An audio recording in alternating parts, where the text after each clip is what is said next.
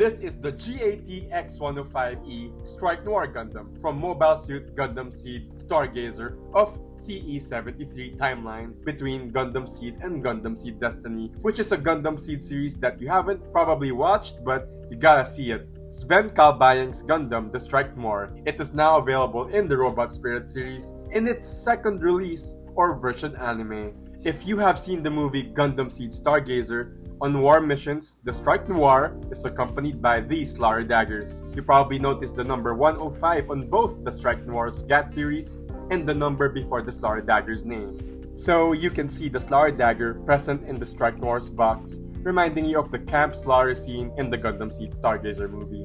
In case you're wondering why I am also showing this Slaughter Dagger grunt of the Strike Noir, it is because nobody really knows about it. Very underrated, but it is an important ally of the Strike Noir to provide combat assistance, especially in the movie. I recommend getting this kit, especially that it was also developed from the Strike Gundam of Kira Yamano. Its Ale Striker Pack can be equipped with the Strike Noir and vice versa. Therefore, you can also attach the Noir Striker Pack to the Slaughter Dagger. I promise to show that to you at the end of the video. Another important information or a short backstory of the Strike Noir, plus the simplified and mass-produced Slaughter Dagger, which were both developed by the Earth Alliance 81st Independent Mobile Group, Phantom Pain, from the same timeline as Gundam Seeddestiny. These are Robot Spirit's version anime releases. You'll be seeing some effect parts. This effect part is what makes it stand out the most in the Slaughter Dagger kit, other than its Dark Ale Striker Pack. As I promised, I'll equip them later on the Strike Noir. So finally, what you've been waiting for, let's unbox the Strike Noir Gundam. But first, let's take a quick look on its manual.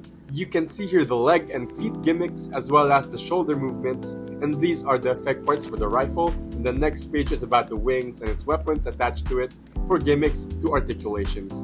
There are effect parts that come separately like the thruster effects, and lastly the anchor launchers and then the hand rack. And for those who haven't seen the anime, here's a short clip just for you. 続いて X105E ストライクノワール全システム起動確認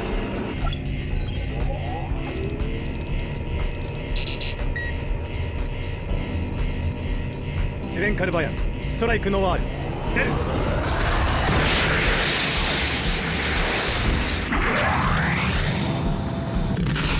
As you can see, there's not much content in here. This is the hand rack, which can be attached at some kind of stand base, and then the Noir Striker Pack is already attached to the Gundam, plus the pair of beam rifles and their effect parts. You can easily attach the effect parts at the muzzle. You get a pair of these beam effect parts, so when you attach the beam rifle shortly on the side skirts, it can point up ready for shooting, just like the Freedom Gundam.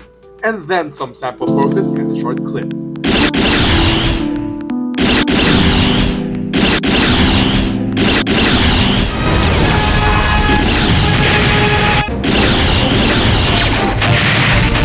So this pair of high-energy beam rifles with the grenade launchers were only seen being held in the movie but never used. It's the same beam rifle of the Dual Gundam. I'll show you how tight the hands are when gripping the gun, and also how hard it is to squeeze in the hands to the wrist. That's good quality plastic for excellent handling of the weapons. Look how briefly these rifles were shown in the movie. Yeah.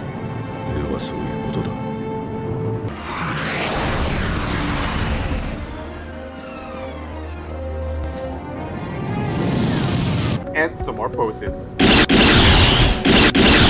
And now, let's play with the articulations. Starting with the arms. So far, the joints are very tight. The arms have a huge range of motion, and its shoulders can shrug this way. And if you're familiar with the Mobile Suit in Action Gundam figures, the old ones, its shoulders can be removed like this and be placed back. The head can be tilted upward that much and a full 360 degrees. So far, it's this kit that has the ability to look all the way up in a huge range of head poses with little to zero restrictions. As you've noticed, it's often the Robot Spirit's figures that can do ab crunches, but for the Strike Noir, it can do very little side crunches and barely any back crunches. Its torso can slightly tilt from side to side, enough to make some awesome poses. Luckily, the side and front skirts have never popped out even once. It can be moved to give way for leg poses. I'm very impressed how tight the ball joints are and other articulations. Very nice. As it should be. The legs are able to bend fully, especially a split, just to visualize how much range of motions it can do. Can't wait to show you some poses. Also, its shoulders can shrug forward for added range of motion. I'll show you that its legs can also extend further downwards for added flexibility and range. See that? And then the best parts are the feet, very strong toes and ankle joints, allowing it to stand on its own with one foot while doing some awesome poses. See that? And next, we'll review the details and design, from having anime-accurate proportions to a decent amount of color separation. I just have a request to add a bit more color separation, especially the thrusters on the calves, but it might start to cost more. And now let's look at the thrusters. It can be placed with effect parts that come separately, surely from the Strike Gundam version anime release. And then the back skirts can be moved backwards to add more allowance for the leg poses. And for the Noir Striker Pack, or the wings, it helps the Strike Noir glide up in the air but offers no thrusters. Therefore, its purpose is only for atmospheric travel rather than aerial combat. It does carry 2 large beam blades and a fixed railgun that can be pointed at many directions, and surprisingly, its muzzle has a silver metallic color, such a bonus detail for a Robot Spirits figure. Also, the railguns can be deployed below the wings, and you can use the green effect part, but it won't be that anime accurate since it's supposed to be yellow railgun effect part. And I'll show you how it looks like if you do a full burst mode with 6 beam weapons for the Strike Noir, just like the Freedom Gundam, and then a multiple deployed weapons for the Strike Noir. And now let's talk about the colors. The colors of the Strike Noir would mainly be black, light gray, with metallic yellow-orange accent colors, and then some dark red accent colors as well. And lastly, very few dark gray parts distributed around the figure. The main wings are made up of large beam blades and railguns. Both weapons can be spread out like wings, just like the Freedom Gundam. It was not a feature from the first Strike Noir release of Robot Spirits. So much has improved with this second release when it comes to the tire joints and articulations. The wings are connected with the crank-shaped arms, allowing for highly flexible positioning. I must say its wings show more gimmicks and ability than the similar-looking wings of the Immortal Justice Gundam. So this is how you put out the sword and be equipped, and then you can also put it back, slide in that easily. There you go. And then now for the beam saber effect part for the sword. Very nice. And then some poses. And then a short clip using the sword.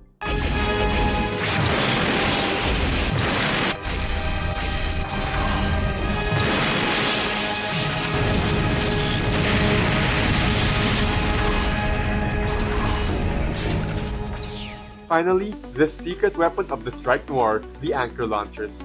Useful against unprepared enemies for grappling onto obstacles for unique maneuvers. You can also grapple it onto the enemies. And another short clip for using the anchor launchers.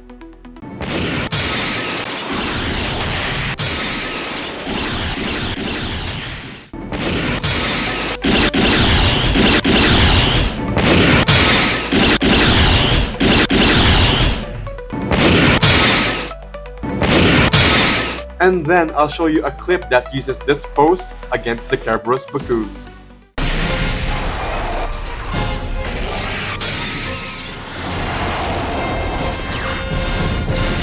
For now, let's borrow the Rising Freedom stand base by attaching the under outlet to the stand adapter. And as you've all noticed, its weapons come in pairs. A pair of beam rifles, a pair of railguns, and a pair of swords, plus the pair of anchor launchers, and the iconic beam rifle shorties that can be mounted on the side skirts. And finally, what I promised to show you, the Slaughter Dagger.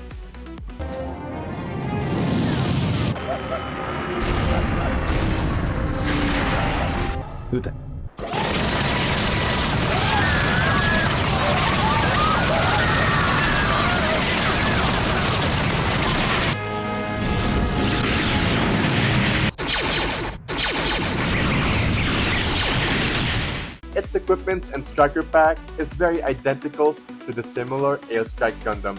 It is interesting how both the Strike Noir and Slaughter Daggers were developed both from the Strike Gundam, as if it was the basic form or evolution of most Gundams and mobile suits, coming from the Strike Gundam itself.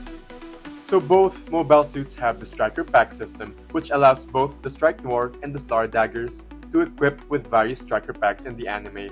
so I also made this video to confirm if the same applies to these figures. Let's try interchanging their striker packs. For the Star Dagger, it is expected to be equipped with the Noir Striker Pack and other Striker Pack systems of the Strike Gundam. The Noir Striker Pack complements the colors of the Slaughter Dagger, making it look like it also owns this Striker Pack. And let's do the iconic Strike Gundam pose with the wings spread out just like the Freedom Gundam. Very nice. To conclude, I really missed out so much on Gundam figures. It's so fun unboxing them and switching up their equipments and finding out that these latest versions have better quality plastic, especially when it comes to their tighter ball joints and innovative articulations. The new effect parts also deserve some credit. Bravo to the version anime of Robot Spirit series for accurately mimicking the anime accurate proportions. And finally, I hope you guys enjoyed this unboxing review video of the Strike Noir while featuring the Slaughter Dagger. It was so fun making this video. Thank you for watching.